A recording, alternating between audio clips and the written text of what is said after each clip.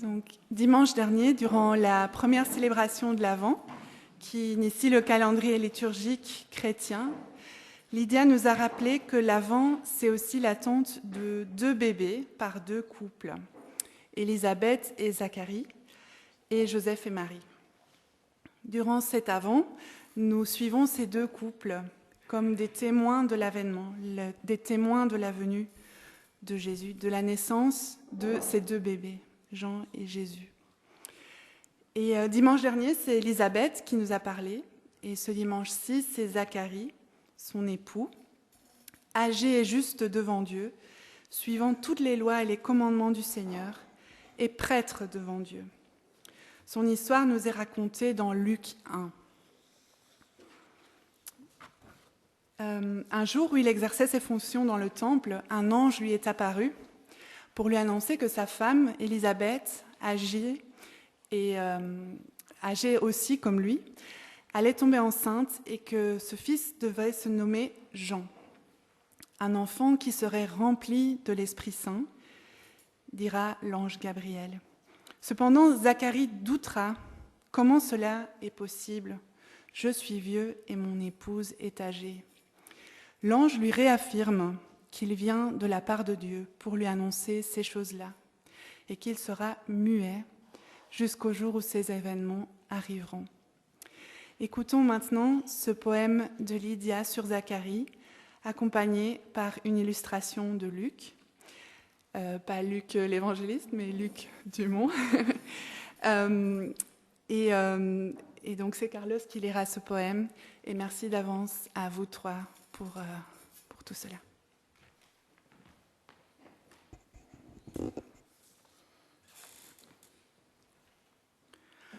Tout en nous voudrait juger Zacharie pour son impertinence, ses doutes, ses questions.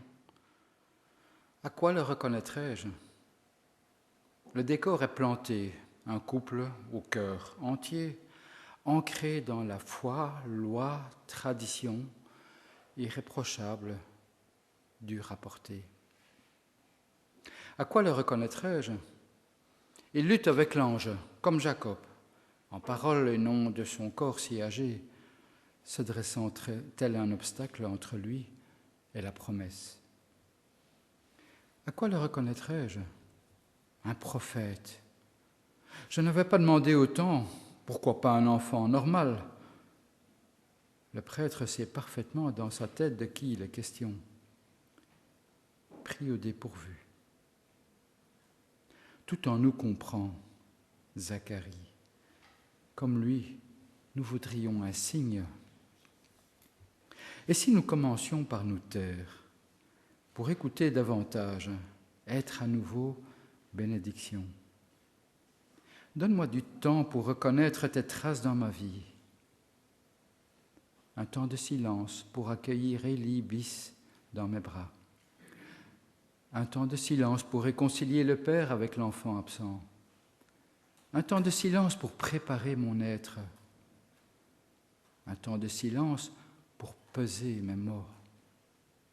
Un temps de silence pour laisser de la place aux femmes.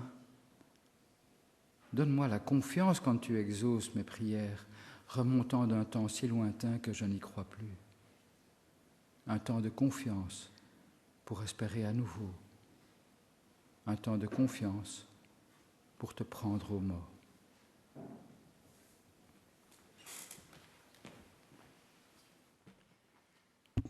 Merci Carlos. Zacharie restera donc muet pendant 9 mois et quelques jours, jusqu'au moment où il nommera son fils Jean. Mais nous aurons l'occasion de l'écouter un peu plus tard, quand sa bouche déliée nous annoncera une prophétie. En attendant, chantons 2 chants de suite.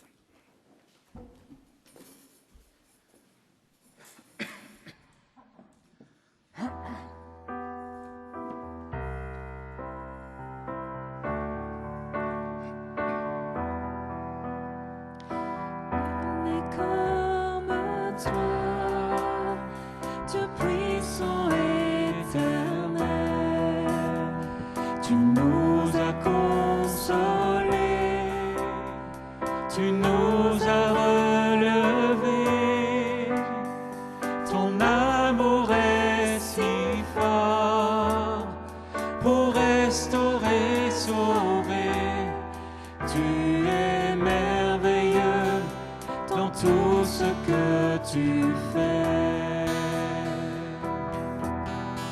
tu es merveilleux dans tout ce que tu fais. Nul n'est comme toi, un père et un ami, si tendre et si patient, tu corriges et conduis toujours à nos côtés, toujours pour nous aider. Tu es merveilleux dans tout ce que tu fais. Tu es merveilleux dans tout ce que tu fais. Il n'est comme toi, Dieu d'amour et de paix, justice et vérité. En toi tout est parfait, lumière et sainteté, splendeur et majesté. Tu es merveilleux dans tout ce que tu fais. Tu es merveilleux dans tout ce que tu fais. Oh, tu es merveilleux dans tout ce que tu es. Mon Père et mon Sauveur, mon ami, mon Seigneur, tu es merveilleux dans tout ce que tu es. Tu es merveilleux dans tout ce que tu es.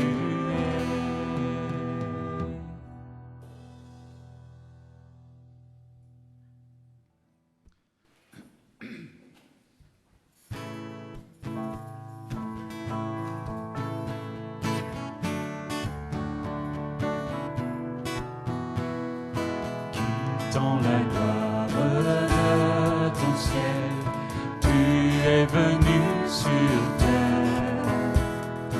Fils aimé du Dieu éternel, tes bras tu as ouverts. Ta grâce a bouleversé le cours de notre humanité. Nous crions ensemble, victoire, Christ est la lumière du monde. Que sa gloire recouvre la terre, puissance infinie qui libère. Son nom est saint, il est saint, il est saint. Nous les fils et les filles du roi, entonnons chaque jour un hymne de gloire et de joie, célébrant son amour. Les nations de la terre s'inclineront devant le Père.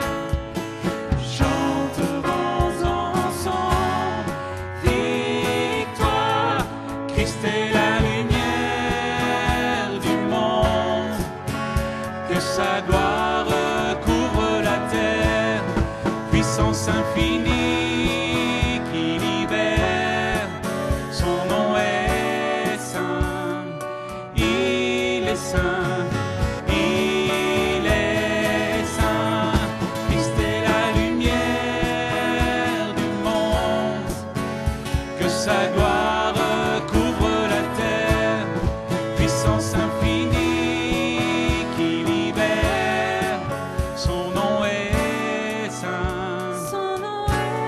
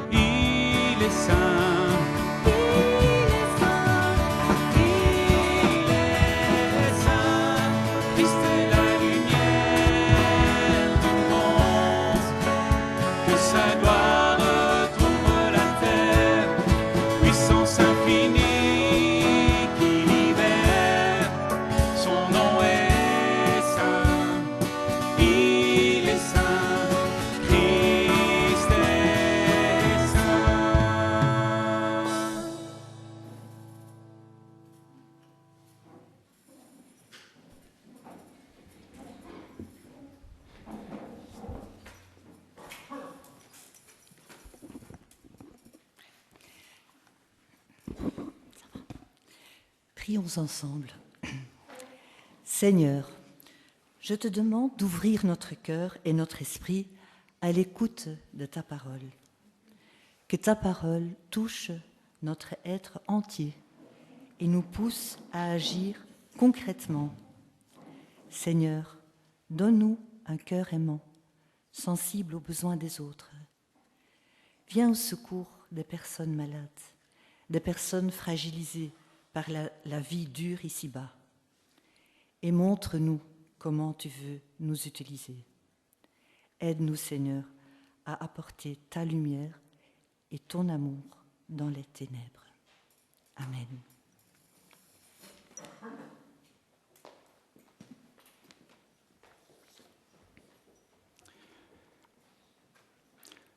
Zacharie, le père du petit enfant, fut rempli de l'Esprit Saint. Il se mit à prophétiser. Béni soit le Seigneur, le Dieu du peuple d'Israël, parce qu'il est venu secourir son peuple et il a délivré. Il a fait lever pour nous une force qui nous sauve parmi les descendants du roi David, son serviteur. C'est ce qu'il avait annoncé depuis longtemps par les prophètes de Dieu. Il avait promis qu'il nous délivrerait de nos ennemis et du pouvoir de tous ceux qui nous veulent du mal. Il a manifesté sa bonté envers nos ancêtres et il s'est souvenu de son alliance qui est sainte.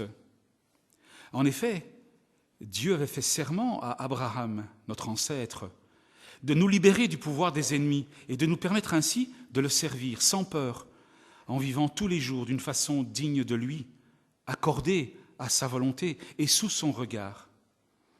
Et toi, petit enfant, tu seras appelé prophète du Dieu très haut, car tu marcheras devant le Seigneur pour préparer ses chemins et pour faire savoir à son peuple qu'il vient le sauver en pardonnant ses péchés. Notre Dieu est plein de tendresse et de bonté. Il fera briller sur nous une lumière d'en haut, semblable à celle du soleil levant, pour éclairer ceux qui se trouvent dans la nuit et dans l'ombre de la mort, pour diriger nos pas sur le chemin de la paix.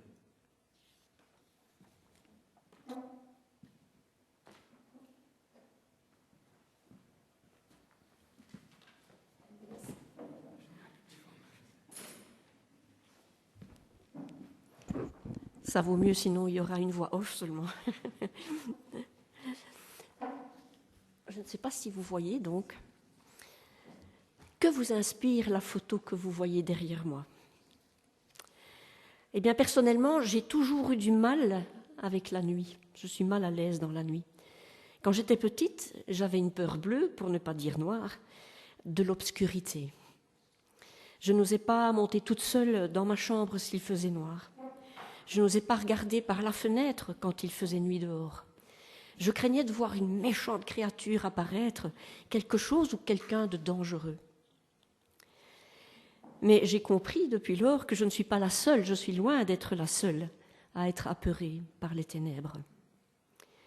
De tout temps, les fêtes païennes ont affronté cette peur en célébrant la venue de la lumière, en aspirant à ce que la lumière gagne sur les ténèbres.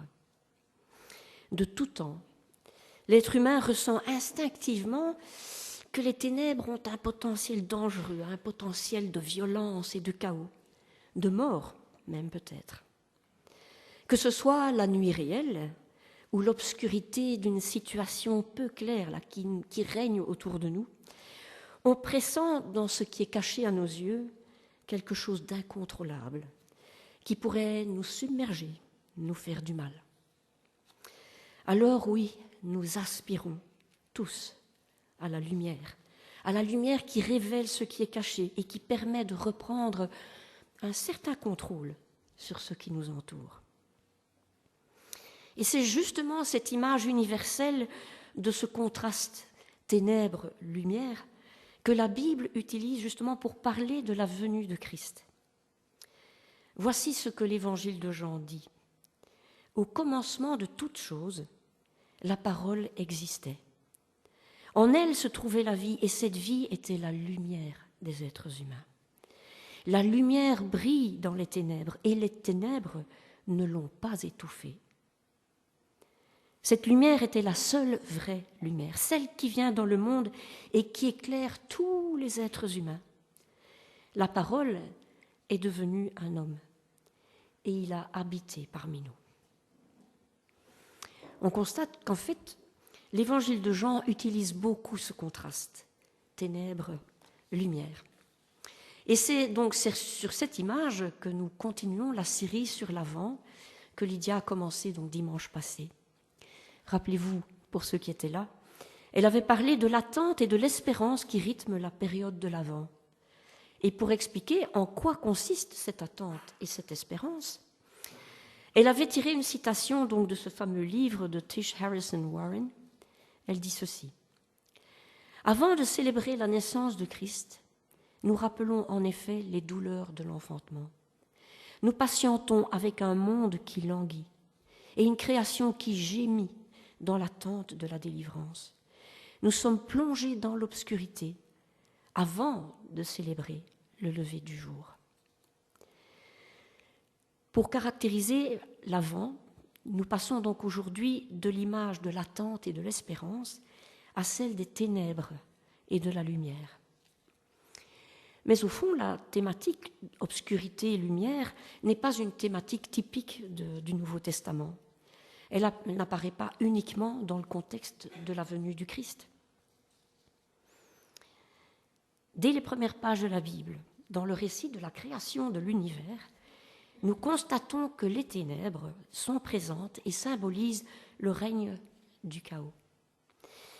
Il est d'ailleurs intéressant de noter que lorsque la terre était encore informe et vide, comme dit le texte, Dieu, pour pouvoir ordonner ce chaos, prononce une première parole. Et qu'est-ce qu'il dit ? Que la lumière soit. Et l'auteur d'ajouter que Dieu juge la lumière bonne et qu'il la sépare de quoi ? De l'obscurité, des ténèbres. La suite du récit raconte alors comment cette lumière de Dieu permet de mettre de l'ordre dans le chaos et permet aussi à la vie de proliférer. Malheureusement, comme beaucoup d'entre vous le savent, dès la suite du récit, voici ce que dit Tish Harrison Warren, nous assistons avec effroi à l'entrée du péché dans le monde, après la rébellion d'Adam et Ève. Le poison est injecté dans les veines de l'humanité et la mort se répand sur toute la terre. À cause de la chute, il y a une fêlure dans nos corps, nos vies intérieures ou nos relations mutuelles. Et nous sommes en conflit, les uns avec les autres et avec Dieu lui-même. Du coup, les chaos reviennent en force dans la création et symbolisent maintenant aussi le péché, le mensonge, la manipulation, et elle se lie étroitement avec la culpabilité, la honte et la dissimulation. Et c'est justement à cause de cette culpabilité, cette honte, cette dissimulation, que l'être humain, comme je l'ai dit tout à l'heure, aspire à la lumière qui chasse les ténèbres, mais qu'en même temps aussi, il la craint. Parce que si la lumière permet la vie, elle peut aussi révéler ce que nous faisons en secret. Et donc je relis la description de la lumière au début de l'évangile de Jean, mais au vu des événements que je viens de raconter, je vais la compléter avec un petit détail que j'ai omis volontairement, je vous l'avoue. Au commencement de toute chose, la parole existait, en elle se trouvait la vie, et cette vie était la lumière des êtres humains. La lumière brille dans les ténèbres. Pourtant, le monde ne l'a pas reconnue. Dès le chapitre 3 de ce même évangile, Jésus précise ce que nous venons de lire et il dit ceci, le concernant lui. Celui qui croit au Fils n'est pas jugé, mais celui qui ne croit pas est déjà jugé, parce qu'il n'a pas cru au Fils unique de Dieu. Et voici comment le jugement se manifeste. La lumière est venue dans le monde, mais les êtres humains ont préféré l'obscurité à la lumière, parce qu'ils font ce qui est mal. Celui qui fait le mal déteste la lumière et s'en écarte, car il a peur que ses mauvaises actions soient dévoilées. Alors, arrivé ici, vous pourriez me demander, mais quel est le lien entre l'Avent et l'histoire de la création ? Puis, ce qu'on appelle communément la chute, l'histoire de la chute de l'être humain, puis encore toute l'histoire de l'Ancien Testament que j'aurais pu aussi vous raconter, mais que je vous ai épargné, faute de temps. Et enfin, le lien avec la venue de Jésus et ce fameux épisode du jugement. Quel est le lien avec l'avant ? Eh bien, c'est que l'aspect ténèbres et lumière de l'avant nous ramène à notre identité humaine, en nous rappelant l'histoire dont nous faisons partie, en nous replaçant dans l'histoire de toute l'humanité. Nous nous souvenons que les souffrances de l'humanité ancienne font écho aux nôtres. Et Lydia en avait déjà parlé la fois passée. Oui, nous sommes encore toujours un peuple marqué par l'attente, plongé dans un monde obscur, souvent injuste, et d'où nous attendons la venue de la lumière du monde. En nous plongeant dans le plus vaste récit de la rédemption, nous éprouvons à nouveau le besoin d'un libérateur. Et ce libérateur, cette lumière du monde, est déjà venue, oui, mais elle est aussi encore à venir. Et en fait, elle se profile déjà à l'horizon. Si l'Avent, avec sa thématique des ténèbres, de la lumière, nous rappelle qui nous sommes, en nous replaçant dans la grande histoire en clair-obscur de notre humanité, cette période peut surtout nous aider à nous rappeler notre but. Non, la terre chaotique, nos aspirations, nos relations imparfaites ne sont pas la fin de l'histoire.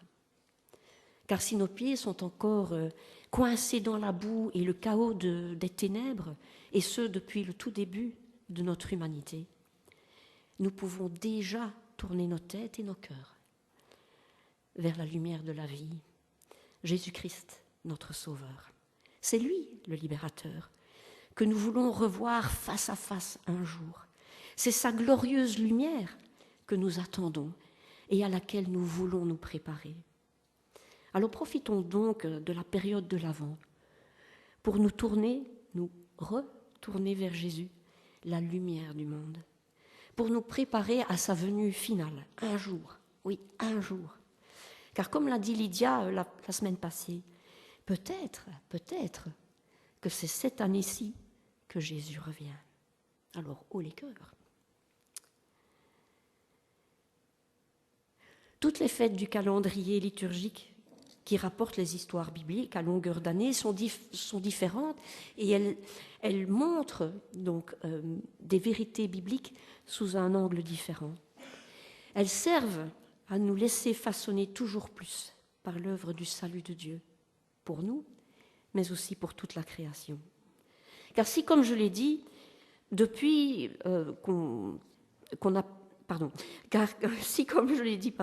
depuis ce qu'on appelle la chute d'Adam et Ève, l'être humain aspire à la lumière, tout en la craignant et la fuyant aussi, eh bien depuis ce temps-là aussi, Dieu, de son côté, n'a cessé d'appeler les êtres humains à revenir à sa lumière, à écouter sa voix, à suivre son chemin. Depuis le début, Dieu promet que le chaos et l'injustice cesseront. Notre chaos, notre injustice. Le salut viendra, la lumière brillera dans les ténèbres et celles-ci ne pourront plus jamais l'étouffer. Et déjà au début de la Bible, l'histoire raconte que les premiers humains se sont détournés de la voie de Dieu pour suivre celle proposée par un séducteur sous la forme d'un serpent. Mais dès après cet événement, sans attendre, Dieu intervient et il donne déjà une première lueur d'espoir. La lumière pointe déjà le bout de son nez. Voici ce qui est écrit.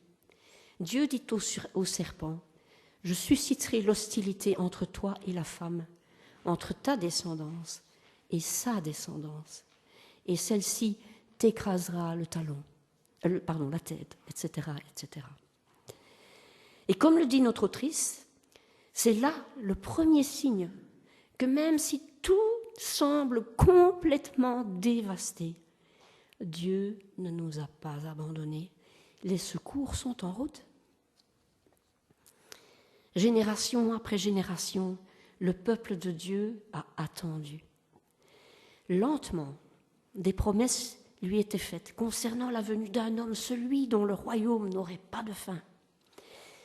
Alors le peuple attendit et espéra, sans pouvoir sauter les chapitres. On aimerait bien sauter les chapitres, et ne sachant pas ce qu'il attendrait. Et voilà qu'après des siècles de hauts et de bas, de chaos et de périodes plus stables, de lueurs d'espoir et de terribles désillusions, voilà qu'un jour, ou plutôt une nuit, la lumière fait irruption dans les ténèbres, à nouveau. Oui, à Noël, nous fêtons la venue de la lumière du monde. C'est ce que nous avons lu avant la prédication, dans le cantique de Zacharie, la fameuse prophétie. Zacharie, le père de Jean-Baptiste, celui-là même qui devra annoncer la venue du Sauveur promis par Dieu. Et je vous relis un petit passage de ce cantique.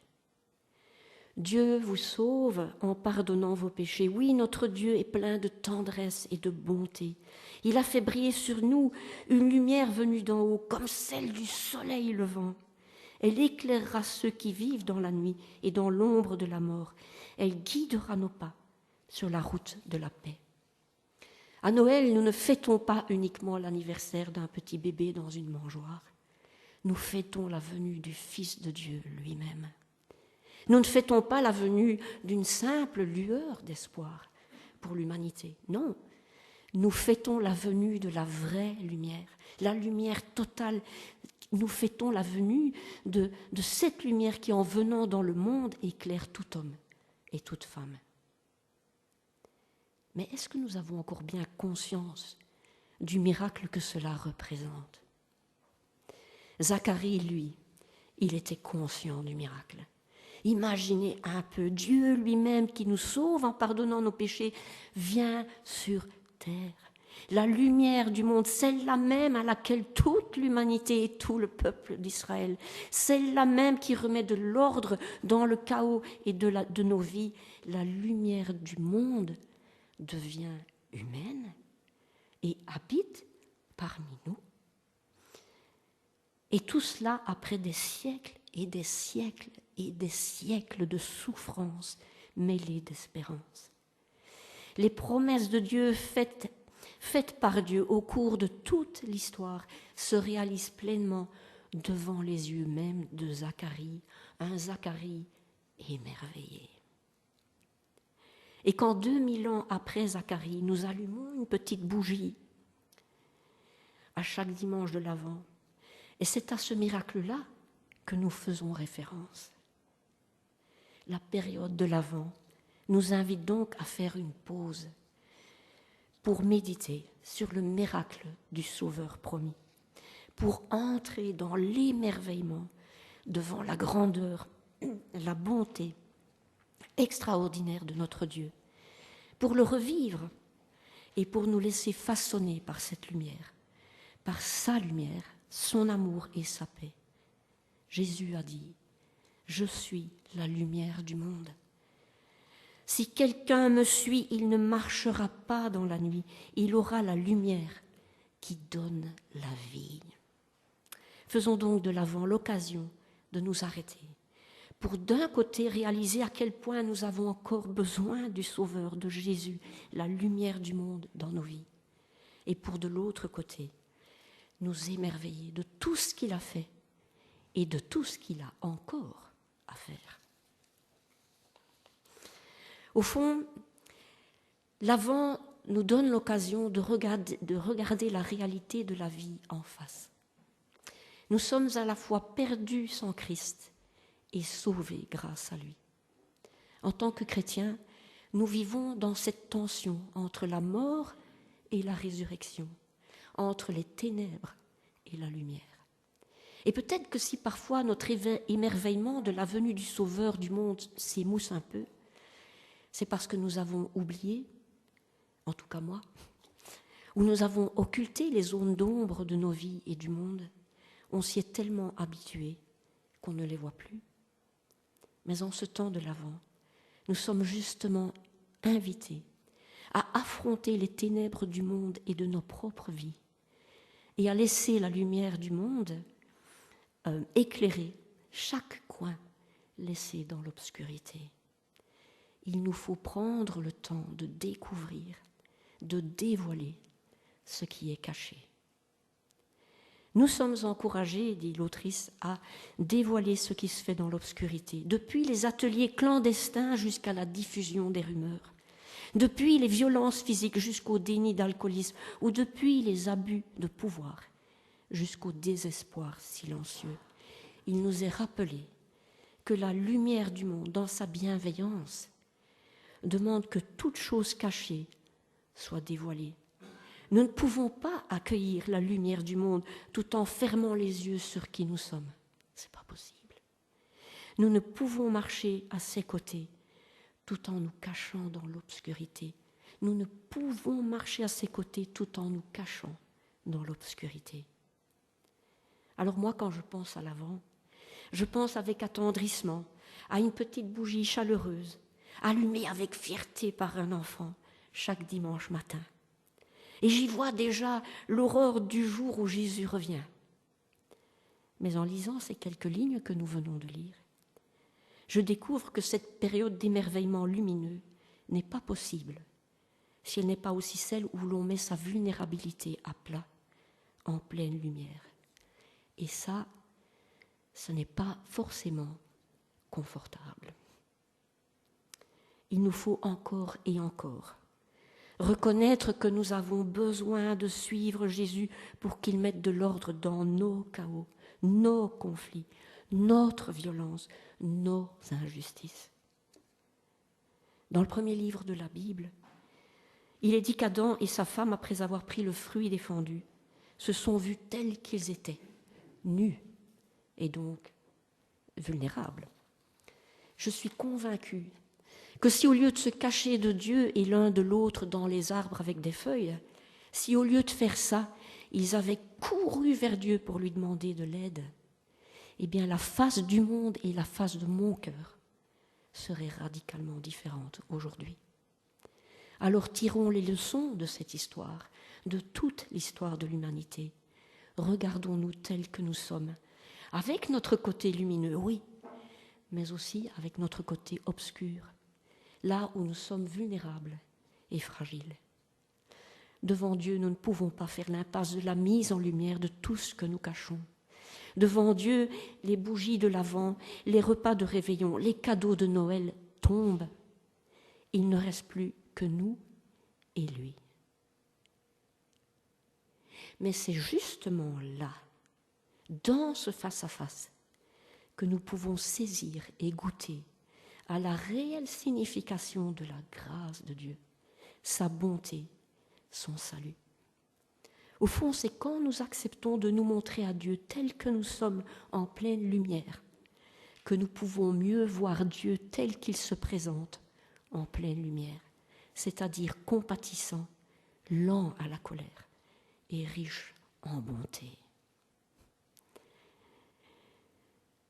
C'est le passage obligé pour que nous puissions accomplir la mission que Christ, la lumière du monde, nous a donnée. Car oui, nous aussi, nous avons une mission. Quelle est-elle ? C'est vous, c'est nous, la lumière du monde. On n'allume pas une lampe pour la mettre sous un seau. Au contraire, on la place sur un porte-lampe d'où elle brille pour tous ceux qui sont dans la maison. C'est ainsi que votre lumière doit briller aux yeux de tous, afin que chacun voie le bien que vous faites et qu'il loue votre Père qui est dans les cieux.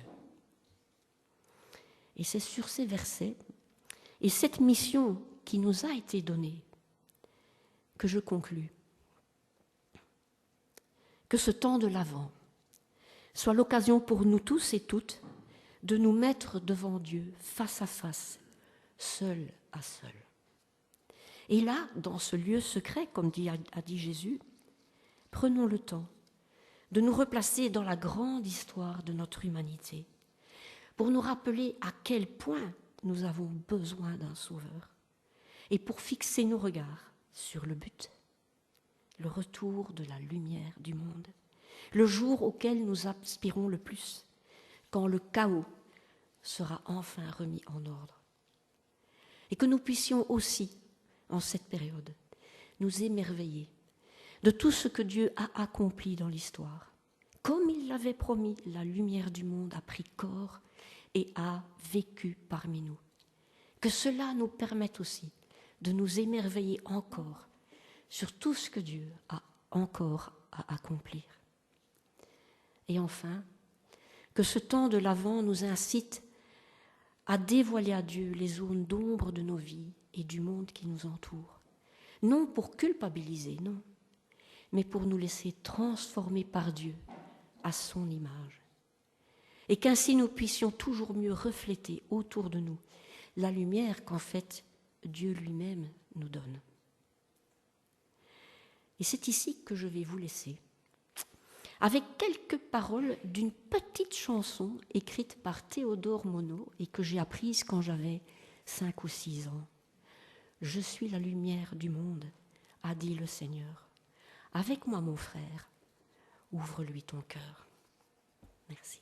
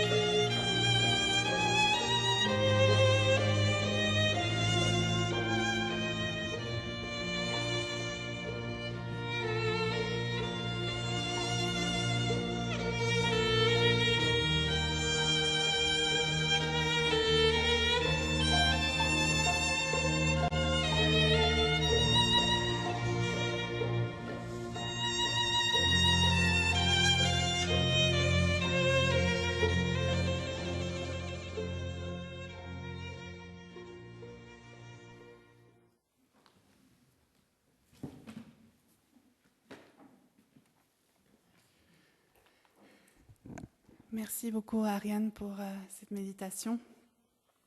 Et dans ta méditation, tu as cité un verset que je voudrais répéter, qui dit « Notre Dieu est plein de tendresse et de bonté.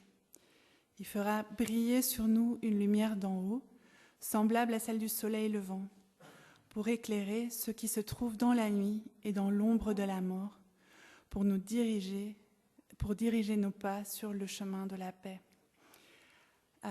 Et donc, cette citation est dans la prophétie de Zacharie, dont nous avons parlé tout le long du culte. Et il est en train de prophétiser sur la venue de Jésus. Il dit que c'est par la grande compassion de Dieu, par un Dieu plein de tendresse. Et certaines traductions parlent de l'ardente miséricorde, ou même de grâce aux entrailles de la miséricorde. Et cela vient du plus profond du cœur de Dieu, de ses entrailles, ça brûle en lui. Oui, Dieu a tant aimé le monde qu'il nous a envoyé un sauveur. Et ce sauveur est un soleil levant qui éclaire ceux qui se trouvent dans les ténèbres. Et donc nous avons parlé que durant l'Avent, nous nous rappelons de cette lumière qui est venue, mais aussi nous le faisons tous les dimanches lorsque nous prenons le repas du Seigneur. Ce pain et ce jus de raisin symbolisent le corps brisé de Jésus et le sang qui a coulé à la croix. Jésus est le sauveur du monde, oui, mais pas à la façon d'un super-héros, mais plutôt en prenant la forme d'un homme, d'un serviteur souffrant, qui s'est offert lui-même en mourant sur la croix, afin que par sa mort nous ayons la vie. Alors aujourd'hui, nous allons faire le repas du Seigneur un peu différemment. Nous allons passer le pain et le prendre ensemble. Donc quand vous prenez le petit morceau, soyez patients, car nous allons le prendre ensemble. Et ensuite, nous passerons le jus de raisin et là, oui, que vous pourrez prendre au fur et à mesure. Et ce sera Gwen, Loïc et Wendy qui passeront le pain. Merci beaucoup à vous.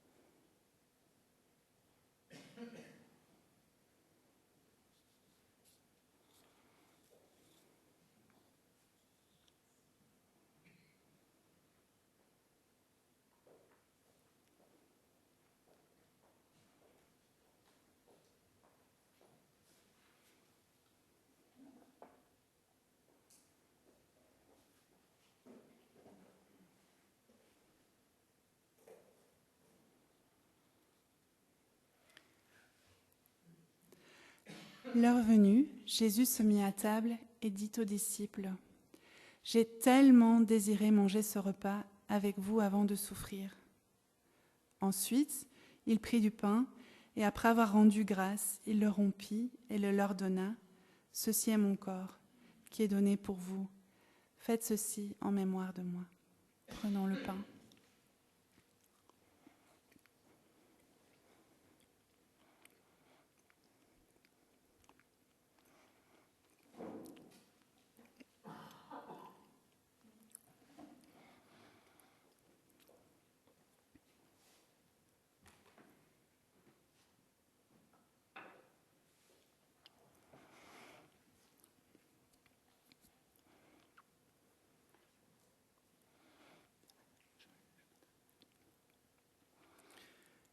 De même, Jésus prit la coupe après le repas et la leur donna en disant, « Cette coupe est la nouvelle alliance en mon sang qui est répandue pour vous.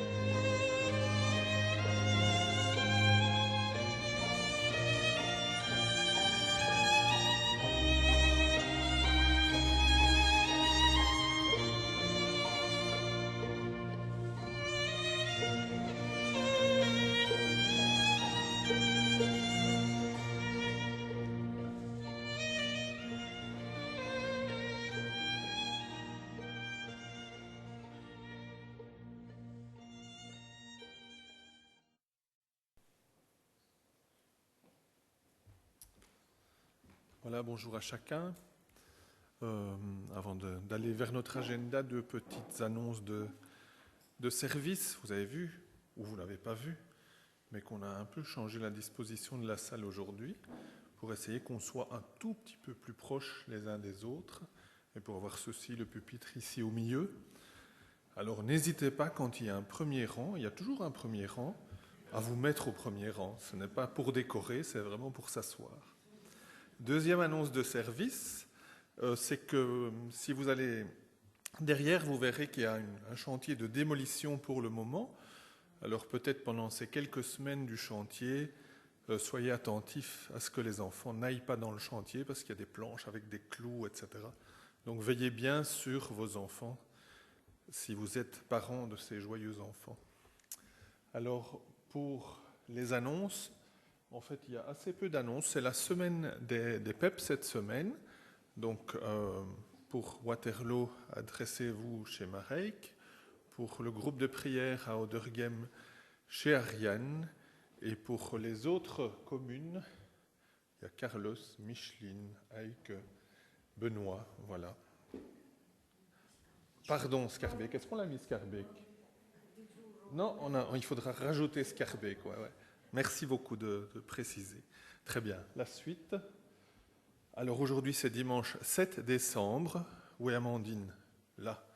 Amandine qui s'occupe de Stockelfen. Aujourd'hui, vous voyez derrière moi une sortie vers la crèche, pas vers la crèche, vous pouvez aller voir la crèche, lapsus, vous direz ce que vous en pensez, mais pour le marché de Noël de Bruxelles, allez-y, mais surtout, même si vous n'êtes pas inscrit, vous pouvez y aller, mais par contre, il faut tout de suite maintenant, après le culte, aller voir Amandine en disant « je vous accompagne », comme ça on sait que vous êtes dans le groupe.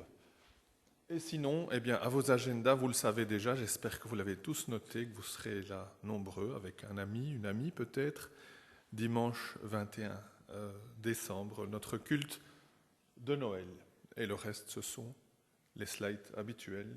Et je repasse la parole à Joël.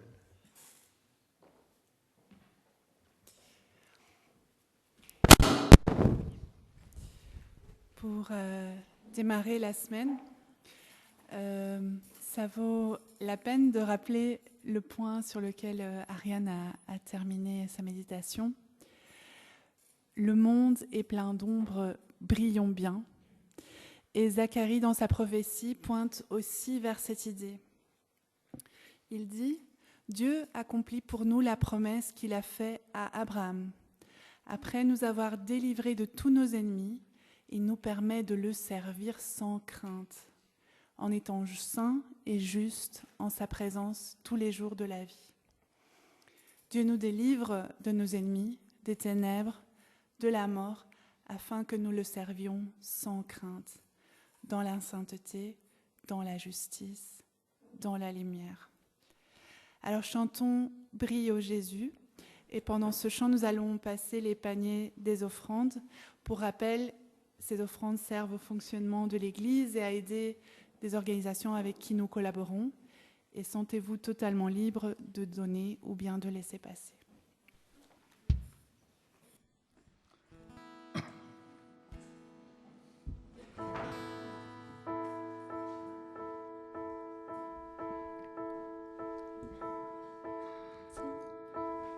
Seigneur, par la clarté de ton amour, chasse l'obscurité qui nous entoure. Jésus, toi la lumière qui nous éclaire, vérité qui nous guide et qui nous libère, brille sur moi.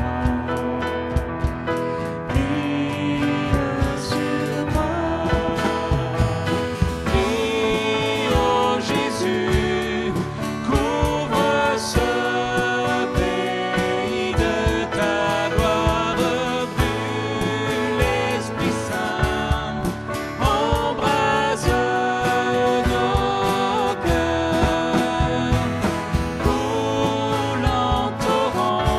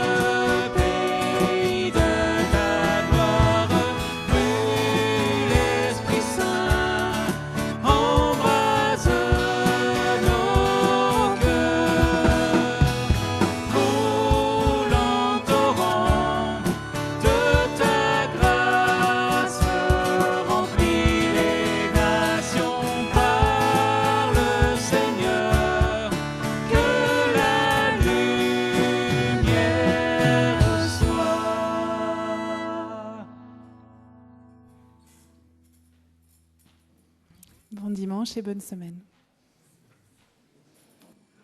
Ça a été ? Finalement. Oui.